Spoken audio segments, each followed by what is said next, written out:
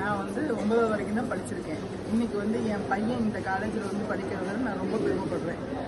எனக்கு முதல்ல வந்து சொல்கிறது என்னென்னா, நான் இங்கே வந்து இப்போ இந்த இடத்துல நிற்கிறேன். என்னை சார்ந்தவங்க நிறையா பேர் வெள்ளாளரில் தொடர்புடையவங்க தான். நான் வந்து படிக்கும்போது என் கூட படித்த பொண்ணு, அவங்க அம்மா, என்னோட ஜென்ரேஷன், என் ஃப்ரெண்டோட பொண்ணு, இப்படின்னு 3-4 தலைமுறையாக அனைத்து பேருமே இங்கே வந்து படிச்சிருக்காங்க.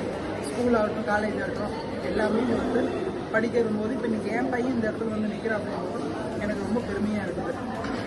ஃபிசியோதெரபி தான் இப்போ நான் சேர்த்திருக்கேன். மருத்துவ படிப்பில் வந்து எங்களுக்கும் மருத்துவ படிப்புக்கும் சம்மந்தமே இல்லை. நாங்கள் எல்லாருமே எங்கள் வீட்டில் படிக்காதவங்க. இப்போ என் பையனை வந்து ஒரு மருத்துவத்துறையில் சேர்த்துறோம் அப்படிங்கிற ஒரு கணக்கு பயம், அது சம்மந்தமாக தான் படிப்பேன். அப்படின்னா எங்கே சேர்த்தலாம் அப்படின்னு சொல்லி யோசிக்கும்போது வெள்ளாளரில் இந்த மாதிரி முதல் வருஷம் ஆரம்பிச்சிருக்காங்க. நம்ம விசாரிக்கலாம் அப்படின்னு சொல்லுறது என்னன்னாங்க, அவங்ககிட்ட வந்து இல்லாத ஃபெசிலிட்டி எங்கேயுமே கிடையாது. தைரியமாக நீங்கள் சேர்த்துங்க. 4வது வருஷம் முடிச்சு வரும்போது நீங்கள் அப்போ போய் பாருங்கள், பட்டமளிப்பு விழாவில் நீங்கள் போய் பாருங்கள் உங்கள் பையனோட ரேங்க் எந்த அளவுக்கு இருக்குதுன்னு அப்படின்னு சொன்னாங்க.